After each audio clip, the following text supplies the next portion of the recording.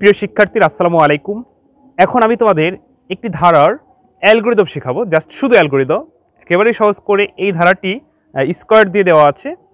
তো স্কোয়ার দিয়ে থাকলে অ্যালগরিদম কিভাবে লিখতে হয়, গত একটা ভিডিওতে আমি তোমাদের অ্যালগরিদম শিখিয়েছিলাম, তবে সেখানে স্কোয়ার দেওয়া ছিল না।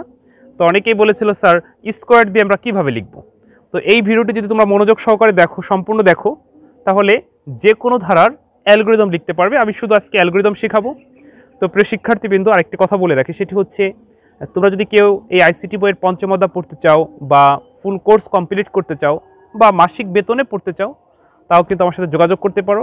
একেবারেই স্বল্প টাকার বিনিময়ে আমি তোমাদের সম্পূর্ণ আইসিটি বই কমপ্লিট করে দেব, এবং মানে গ্যারান্টি সহকারে বলতে পারি যে তোমরা আইসিটিতে ভালো ফলাফল অর্জন করতে পারবে বোর্ড পরীক্ষায়। তো প্রিয় শিক্ষার্থীবৃন্দ, যাই হোক, আমি তোমাদের এখন এই ধারাটির অ্যালগরিদম করাই একটু দেখো যে কোনো ধারা দেখেই ফ্লোচার্ট ছাড়া বা প্রোগ্রাম ছাড়াই তুমি কিভাবে অ্যালগরিদম লিখবা। ধর আমি লিখলাম উত্তর, আমরা এখন অ্যালগরিদম করব। তো আমরা এখানে লিখব ধাপ 1। ধাপ 1, তো যে কোনো অ্যালগরিদমের প্রথম ধাপ 1-এ কী হবে? শুরু করি। মনে রাখবে, যে কোনো অ্যালগরিদমের প্রথম ধাপ লিখতে হবে শুরু করি, প্রথম ধাপ। আচ্ছা, দ্বিতীয় ধাপ অর্থাৎ ধাপ 2-এ আমরা কি লিখব? এই ধারার ক্ষেত্রে ধাপ 2-এ লিখতে হয় এন এর মান ইনপুট করি। এন এর মান ইনপুট করি। আচ্ছা, এবার পরবর্তী ধাপ অর্থাৎ ধাপ 3-এ আমরা কি লিখব? এই যে ধারার ক্ষেত্রে ধাপ 3-এ লিখবা প্রথমে চলক। চলক যে কোনো বর্ণ তুমি ধরতে পারো। চলকের নিয়ম হচ্ছে ইংরেজি বর্ণের এ থেকে জেড পর্যন্ত ছোট হাতের বর্ণের যে কোনো বর্ণ তুমি ধরতে পারো। তো এখানে তুমি চলক এও নিতে পারো, আইও নিতে পারো, সিও নিতে পারো ইচ্ছা। তো আমরা ধরো চলক আই নিলাম। চলক আই সমান হচ্ছে প্রথম পদ। প্রথম দেখো স্কোয়ার দেওয়া আছে, স্কোয়ার কিন্তু তোমরা দিবে না, অনেকে ভুলে 2-এর পর স্কোয়ার লিখে ফেলে। আমরা স্কোয়ার দিব না, আমরা লিখব চলক আই সমান 2 এবং যোগফল এর সমান 0 ধরি। এটা হচ্ছে ধাপ 3-এর ব্যাখ্যা। এবার ধাপ 4। ধাপ 4-এ কি লিখবে? ধাপ 4-এ লিখবে হচ্ছে মানে ধারাটি দেখে আমরা কিন্তু অ্যালগরিদম করতেছি, ধারাটি দেখে আমরা লিখব আই সমান আই প্লাস ব্যবধান। বলতো প্রথম পদ এবং দ্বিতীয় পদের মানে একটি পদ থেকে আরেকটি পদের ব্যবধান কত? আমরা দেখতেছি ব্যবধান হচ্ছে 2, 5, এখানে 7 হবে না, সরি, এখানে হবে 8, কারণ 3 3 করে ব্যবধান। তো 2, 5, 8, তাহলে ব্যবধান হবে 3 করে। এত এবং এখানে এবং লিখে দেই যে আই সমান আই প্লাস 3 এবং এস সমান এস প্লাস আই। এখানে স্কোয়ার যদি না থাকতো তাহলে একটা আই হইতো। এই যে হচ্ছে পরিবর্তন, স্কোয়ার থাকার কারণে আর একটাই। এখন মানে এখানে আমরা স্কোয়ার দিতে পারলাম না কেন, মানে এরকম দিতে পারলাম না কেন? এস সমান এস প্লাস আই স্কোয়ার, এটা দিতে পারলাম না কেন? এটা হলো প্রশ্ন। কম্পিউটারের সি ভাষায় স্কোয়ার এভাবে দেওয়া যাবে না। স্কোয়ারটা হচ্ছে গুণ, অর্থাৎ যদি স্কোয়ার থাকে অর্থাৎ 2 বের গুণ, তাহলে আই 2 বের গুণ হবে। তাই 2 বের গুণ আবার এরকম গুণ চিহ্ন দিয়ে বোঝানো যাবে না, কারণ গুণ চিহ্ন সি ভাষায় গুণ বোঝায় না। সি ভাষায় গুণ বুঝে হচ্ছে ঠিক এভাবে স্টার দিয়ে, ঠিক আছে? তাহলে এস সমান এস প্লাস আই স্কোয়ার থাকার কারণে ছোট্ট করে স্টার দিয়ে আরেকটাই। তা ঠিক এইভাবে লিখব। তো এত এবং এত নির্ণয় করি, অর্থাৎ আই সমান আই প্লাস 3 এবং এস সমান S plus I into I. তো ইন্টুটা মানে গুণ চিহ্নটা কেমন হবে?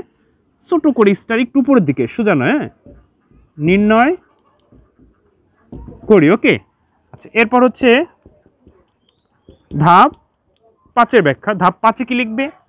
ধাপ 5 হচ্ছে এই এনের চাইতে চলকের মান সমান গ্রহণযোগ্য, বা চলক থেকে যদি সমান না হয়, মানে এই নিয়মে যদি যায়, তাহলে এনের মান থেকে চলক হয় সমান হবে, না হয় ছোট হতে হবে। তাহলে সেই সংকেতটা আমরা লিখব এখানে, যদি এমন হয়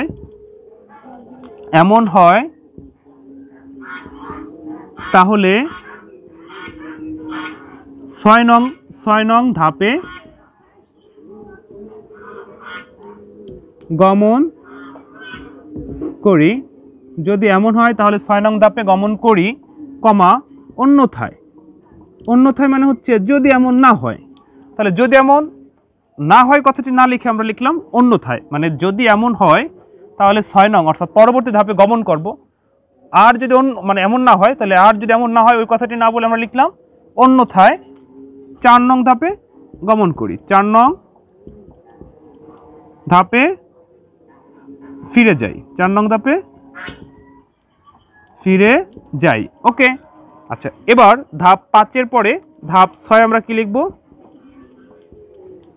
ধাপ 6-এর ব্যাখ্যা হচ্ছে ওই যে বললাম যদি এমন হয় তাহলে 6 নং ধাপে গমন করি। তাহলে যদি এমন শর্তটি ঠিক থাকে তাহলে 6 নং ধাপে হলো ফলাফল প্রিন্ট করি, অর্থাৎ আমরা যেমন প্রথমে আমরা ইনপুট করছিলাম এন এর মান, এবার হচ্ছে প্রিন্ট করব, আউটপুট করব। তো আমরা জানি ইনপুট এবং আউটপুটের ক্ষেত্রে ফ্লো চার্টে যেমন একই কাজ অর্থাৎ সামন্ত্রিক একই চিহ্ন বা প্রতীক, তো এখানেও ঠিক ওরকম। তো এন এর মান ইনপুট করি, এখানে হলো আমরা প্রিন্ট করি, প্রিন্ট করার কথাটি লিখব। তো তুমি এখানে লিখতে পারো যে ফলাফল প্রিন্ট করি, যোগফল এস এর মান প্রিন্ট করি, যে যা লেখো ভুল নাই। তো আমরা লিখলাম যেহেতু আমরা ধারার অঙ্ক সাম করতেছি, যোগফল করতেছি, তো আমরা এখানে লিখব যোগফল এস এর মান প্রিন্ট করি, যোগফল এস এর মান প্রিন্ট করি। তো যোগফল এস এর মান প্রিন্ট করার পর আমরা এখন শেষ করব, অর্থাৎ পরবর্তী ধাপ 7-এ লিখব শেষ করি, ধাপ 7-এ শেষ করি। এটা হচ্ছে হলো যে কোনো ধারার অ্যালগরিদম। এবার দেখো যদি এখানে স্কয়ার না থেকে যদি কিউব থাকতো তাহলে এই অ্যালগরিদমের কি পরিবর্তন হইতো? কোথাও কোনো পরিবর্তন হইতো না, শুধু এখানে স্টার দিয়ে আরেকটাই বাড়তো। আচ্ছা এরপর ধরো যদি এখানে এই স্কয়ার বা কিউব না থাকতো তাহলে কি হইতো? তাহলে এখানে একটা মাত্র আই হইতো, হয়ে যেত। আচ্ছা ধরো আমি এই ধারাটি এবার পরিবর্তন করি, তাহলে তোমরা বুঝতে পারো কিনা দেখো। আচ্ছা আমি যদি এবার লিখি 2 4 6 এইভাবে, তাহলে এবার কি হবে? চলক আই সমান প্রথম পদ 2 হবে, ওকে, কিন্তু ব্যবধান কত আছে এবার 2 2 করে, তাহলে এখানে আই সমান আই প্লাস 3 হবে না, আই প্লাস 2 হবে। তো এটা হচ্ছে মানে যে কোনো ধারার অ্যালগরিদম, এই একটি ফরম্যাট যদি তোমরা মনে রাখতে পারো তাহলে যে কোনো ধারার অ্যালগরিদম সহজে কিন্তু করতে পারবে। এখানে কিন্তু সব পরিবর্তন করতে হবে না, শুধু ওই ধারার ওই সংখ্যাগুলো তুমি লক্ষ্য করবে যে প্রথম পদ কত, ব্যবধান কত, স্কয়ার আছে বা নাই, এই 3টা জিনিস তুমি ফলো করবে। অর্থাৎ প্রথম পদ হচ্ছে চলক আই সমান আই প্লাস, এটা হচ্ছে ব্যবধান, আর যদি এখানে স্কয়ার থাকতো তাহলে আরেকটাই, কিউব থাকলে আরেকটাই, এটাই। তো প্রিয় শিক্ষার্থীবৃন্দ আশা করি তোমরা বুঝতে পারছো। এরপর যদি বুঝতে সমস্যা হয় অবশ্যই কমেন্ট করে জানাবে। আর এছাড়াও যদি আইসিটি বইয়ের যে কোনো সমস্যা যদি তোমাদের মানে সমস্যা থাকে তাহলে আমাকে পার্সোনাল মেসেজ করে জানাতে পারো, আমি সেই সমস্যার সমাধান করে দেব। আমার এই ইউটিউব চ্যানেলের অ্যাবাউটে আমার পার্সোনাল ফেসবুক আইডির লিঙ্ক দেওয়া আছে, ওইখানে গিয়ে তোমরা আমাকে মেসেজ করে জানাবে বা ছবি তুলে পাঠালে প্রশ্নের আমি সমাধান করে দিব। আরেকটি কথা বলে রাখি, সেটা হচ্ছে তোমরা যারা আমার এই চ্যানেলটি সাবস্ক্রাইব করেছো তোমাদের অসংখ্য ধন্যবাদ, আর যারা এখনও সাবস্ক্রাইব করো নাই সাবস্ক্রাইব করে নিও, কারণ আমার এই চ্যানেলে শুধু আইসিটি ক্লাসের ভিডিও আপলোড করা হয়। আইসিটি ব্যতীত মানে উচ্চ মাধ্যমিক এইচএসসি এই আইসিটি ক্লাস ব্যতীত অন্য কোনো ভিডিও আমি আপলোড করি না। তো তোমরা আইসিটির সাথে থাকতে যদি চাও তাহলে অবশ্যই চ্যানেলটি সাবস্ক্রাইব করে রাখো, যাতে সহজে পরবর্তী ভিডিওটি পাও। আমি তোমাদের বোর্ড পরীক্ষা পর্যন্ত কোনো না কোনোভাবে সাহায্য করে যাবো ইনশাআল্লাহ। তো প্রিয় শিক্ষার্থীবৃন্দ ভালো থেকো, অন্য কোনো দিন অন্য কোনো ভিডিওতে আবার দেখা হবে। আসসালামু আলাইকুম।